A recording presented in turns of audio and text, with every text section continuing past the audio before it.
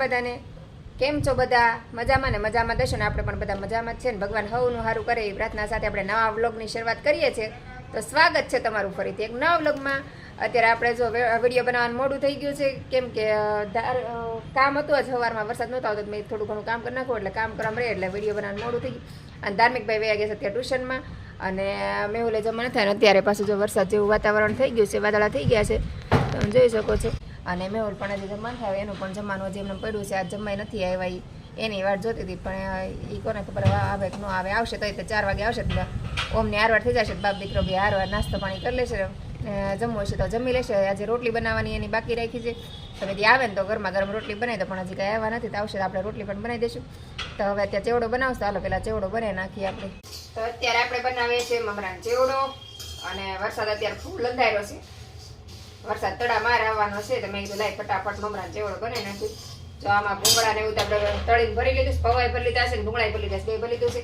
હવે મમરા વઘારીને ખાલી આમાં નાખવાનું છે તો આપણે ફટાફટ મમરા વઘાર નાખ્યા છે હવે બધા થોડા ક્રિસ્પી થઈ જાય ને પછી બધું ભેળવી દઈએ અને પછી ટાઈમ રહે તો હુકડી બનાવશું નતર હુકડી પછી કાલે બનાવશું બહુ વરસાદ અંધાર્યો છે ઓમાં આવે ત્યાં સુધીમાં વરસાદ ન થારું નકર ઓમ તો પલ્લી જ જશે ઓમ કાંઈ છત્રી ને એવું રાખે નહીં રેનકોટ ન રાખે ને છત્રી ન રાખે કાંઈ ન રાખે એટલે પલળતો પછી આવે એમ તો આપણે વાન બંધાવેલું છે એમ તો અત્યારે આપણે સરસ મજાનો મમરાનો ચેવડો બની ગયો છે તમે જોઈ શકો છો ને બહાર જો વરસાદ પણ શરૂ થઈ ગયો છે જો તમને દેખાતું હોય તો વરસાદ અત્યારે ફૂલ ચાલુ થઈ ગયો છે તો આપણે મમરાનો ચેવડો બનાવી રહ્યા હતા વરસાદ આવી ગયો ને આપણે ઓમભાઈનો પણ આવવાનો સમય થઈ ગયો પણ ઓમભાઈ આપણે પલ્લીને આવશે તો હાલો આપણે ફટાફટ છે ને આપણે મમરાનો ચેવડો બની ગયો તો આપણે આ છે ને ભરી લઈશું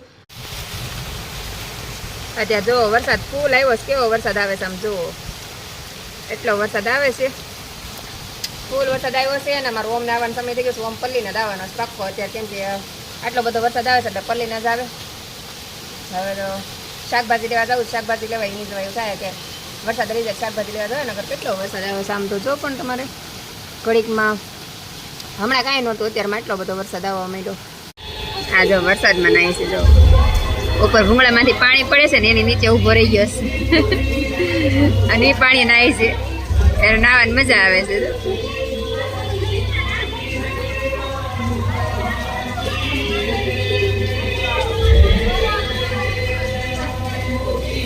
નાના છોકરાને વરસાદ આવે ને તો નાહવાની મજા આવી જાય જો કેવો ખુશ થઈ ગયો છે વરસાદ જોઈ એની ધૂનમાં નાચે છે ભાઈ અને એમાં આ ગણપતિ દાદાને લઈને આવે છે ને એમાં ઓલું મ્યુઝિક વાગે છે ને ત્યારે વધારે મજા આવી ગઈ છે નાહવાની રમત કરવાની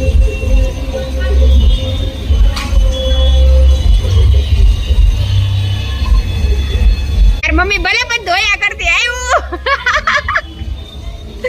કાજલ બેન હજી એક મારો જ લો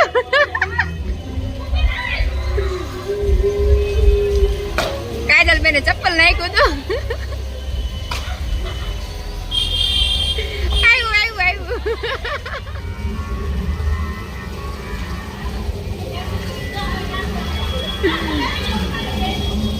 ડાન્સ કરવો વરસાદમાં શાક વીણીને આવે છે ને વિભાબેન ઊભા છે અને આ જો પાછો દોડા આવ્યો જો એની મમ્મી ખીજાણા આવ્યો ઉપર એને વરસાદનું ઘરે નથી જવું એની મમ્મી પલળવા ના પાડે છે આમાં ધાર્મિકભાઈ જો અહીંયા મૂવી જોવે છે કયું મૂવી છે પ્રેમ રતન ધન પાયો અને ધાર્મિકભાઈ બેઠા બેઠા મૂવી જોયો ધાર્મિકભાઈ પલ્લીને આવી ગયા હતા જો નાઇટ ડ્રેસ અત્યારે પહેરી લીધો છે આમાં ધાર્મિકભાઈ આમે ઘરે હોય એટલે નાઇટ ડ્રેસમાં તો કાં નાઇટ ડ્રેસમાં મજા આવે ધાર્મિકને કાં અને ધાર્મિકભાઈ ટીવી ને એવું જોતા હોય ને એટલે તલીન થઈ જાય આપણે જવાબ ન આપે 10 વાર પૂછો ને તોય તે તમને એમ થતું છે કે આ ધાર્મિકભાઈને બોલાવે પણ ધાર્મિકભાઈ જવાબ નથી આપતા પણ આમાં ધાર્મિકભાઈને જવાબ દેવાની મજા ન આવે કેમ ટીવી હોય એટલે તલીન થઈ જાય જો પ્રાગજી દાદાનું પાછું જો બેન્જો ખોલીને પાછું કંઈક કામ ચાલુ કર્યું છે અત્યારે એટલે આ શું કરો છો કાકા આ ઉપર પટ્ટી મારવાની પાછી એમ રીડ પટ્ટી કહેવાય ને અને એ મારીને પછી પાછા ઉપર તારા પાછા જોડવાના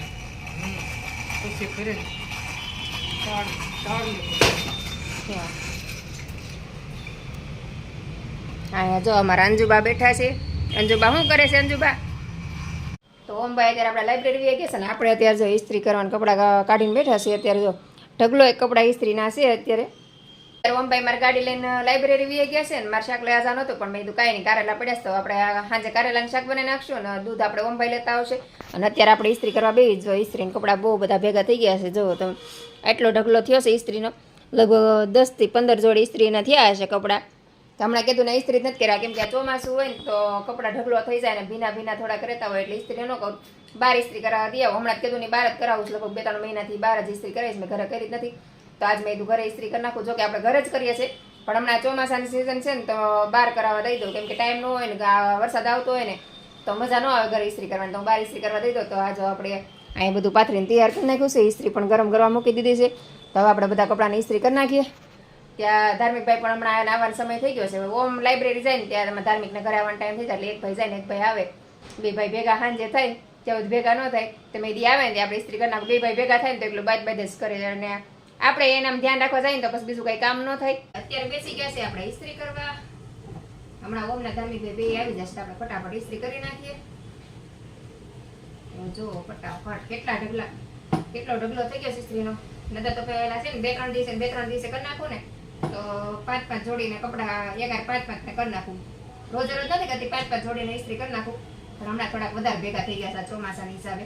તો આજ થોડુંક વાતાવરણ થોડું ઓલું છે. અત્યારે હમણાં વરસાદ આવતો હતો પણ તો અત્યારે નથી, તો મેં હવે ઇસ્ત્રી કરી નાખું. આમે મેં કે કપડાને 3-4 જોડે છે ઇસ્ત્રી વાળા. તો અત્યારે આપણે રસોઈનો સમય થઈ ગયો છે ને આપણે બનાવવાનું છે કારેલાનું શાક. અને કારેલાનું શાક તો મારું ને મેહુલનું ફેવરેટ છે ને મારું તો બહુ જ ફેવરેટ છે. મારે બધા શાકમાંથી ફેવરેટ શાક હોય ને તો મારું કારેલાનું. બધાને કારેલાનું શાક ન ભાવતું હોય પણ મને કારેલાનું શાક બહુ જ ભાવે. પહેલા નહોતું ભાવતું પણ મારી મમ્મી એકવાર બનાવ્યું હતું ને પછી એ રીતથી હું બનાવવા માંડી તો મને કારેલાનું શાક પ્રિય થઈ ગયું. કારેલાનું શાક હું ન હટતી, અને મેહુલે ક્યારે કારેલાનું શાક ન ખાતા તો મેં રીત ફેરવી તો મેહુલને બહુ પસંદ આવ્યું. અને છોકરા ખાય પણ છોકરા ઓછું ખાય, કેમ કે છોકરાને કારેલાના નામથી તે ચીડવું હોય એટલે પેલા થોડુંક કચકચ કરે ને પછી થોડુંક એમ કહું કે ખાતો ખરા, પછી કેજે કેવું બને, પછી ખાય ને એટલે પછી એને ભાવે. પછી કે નાના મમ્મી કારેલાનું શાક સારું બન્યું. દર વખતે એમાં ધમુ તો એવું જ કરે, ચાખ્યા વગરનું રાડું પડ્યા કરે ને પછી એમ કે નાના સારું છે એમ. અને બપોરે આમ તો બધા મારા કોરા શાક બપોરે જ બને અને સાંજે આપણે રસાવાળા શાક હોય. પણ કારેલાનું એક જ એવું શાક છે જે હું રાત્રે બનાવું, કેમ કે ઓમભાઈને આપણે ટિફિન દેવા જવાનું હોય તો ટિફિનમાં છોકરાને કારેલાનું શાક ન ગમે, કેમ કે સવારનો ભીખો ગયો હોય એટલે કારેલાનું શાક પછી ઓમને ભાવે કે ન ભાવે, ક્યારેક એવું પણ થાય. આમ તો ઓમને ભાવે છે બધા શાકને, ઓમને એવું કાંઈ નહીં કે આ ભાવે ન ભાવે, બધું ખાઈ લે. પણ તોય તે હું એને ટિફિનમાં કારેલાનું શાક ક્યારેય ન આપું. અને આના મેં તે છોકરાને ટિફિનમાં કારેલાનું શાક ન ગમે એટલે હું એને ન આપું. તો આપણે કારેલાનું શાક સાંજે બનાવીએ. અને મેહુલને તે નક્કી ન હોય બપોરે ક્યારેક જમ આવે કે ન આવે, એટલે મેહુલને કારેલાનું શાક બહુ ભાવે. તો ચાલો આપણે આને આજે હું તમને રેસીપી પણ બતાવીશ કે કારેલાનું શાક કેવી રીતે બનાવે. ઘણા ખરા મને એવું કહેતા હોય કે કારેલાનું શાક તમે કેમ બનાવો, અમને પણ શીખવાડો તો અમે બનાવીએ એમ. તમને આટલું બધું કારેલાનું શાક ભાવે છે તો અમે બનાવીએ ને. તો આજે હું તમને પૂરી રેસીપી શીખવાડીશ, તો વિડીયોમાં આગળ સુધી બન્યા રહેજો. બાફ્યા વગરનું કારેલાનું શાક બનાવવાનું છે, એના માટે જો આપણે બાફ્યા વગરના કારેલા લીધા છે ને એમાંથી આપણે ખાલી બીજ કાઢી નાખ્યા છે.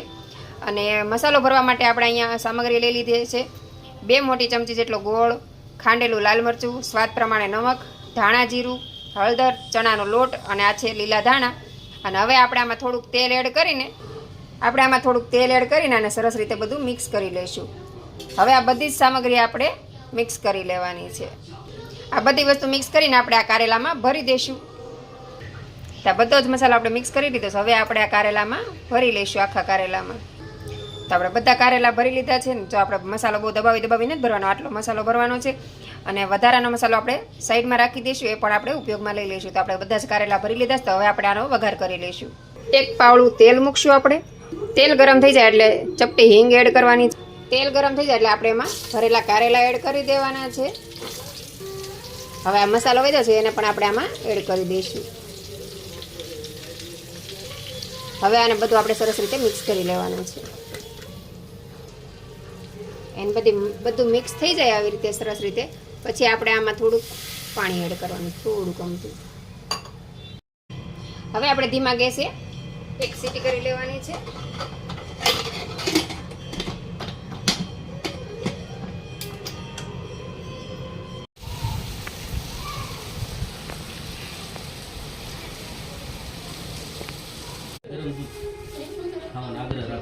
માંદા નહીં પડે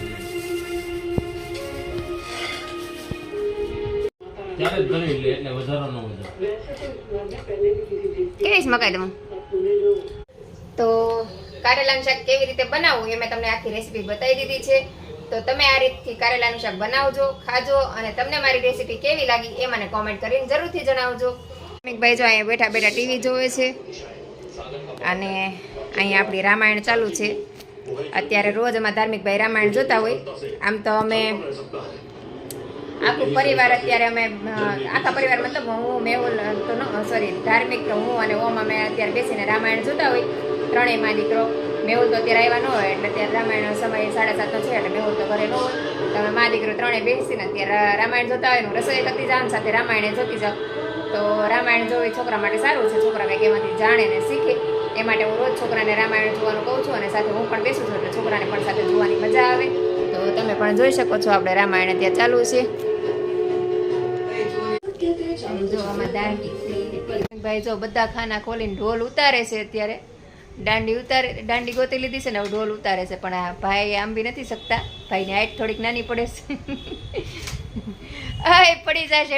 આમાં ધાર્મિક ભાઈ જો ઢોલકી ઉતારી લીધી છે અને તૈયાર પણ નીચે બધા બેઠા છે અને અહીંયા બધા છોકરાઓ ગણપતિ દાદાની આગમનની તૈયારી કરે છે. અમારા ધાર્મિક ભાઈ પણ અહીંયા જ છે મંદિરમાં. પણ આ ઝાડ આવે છે એટલે કંઈ દેખાતું નથી. પણ બધા છોકરા ત્યાં બેઠા છે અને ઢોલ વગાડે છે. કાલે છે ગણેશ ચતુર્થી. તો ગણેશ ચતુર્થીની આપ સૌને હાર્દિક શુભકામના. ગણપતિ દાદા સૌની રક્ષા કરે, સૌની મનોકામના પૂરી કરે એવી પ્રાર્થના છે આપણી. તો આજનો વિડીયો આપણે અહીંયા જ પૂરો કરશું. તો વિડીયો પસંદ આવે તો લાઈક, શેર અને સબસ્ક્રાઈબ કરવાનું ભૂલતા નહીં. તો ફરીથી મળીશું એક નવા વિડીયો સાથે. જય હિન્દ, જય ભારત.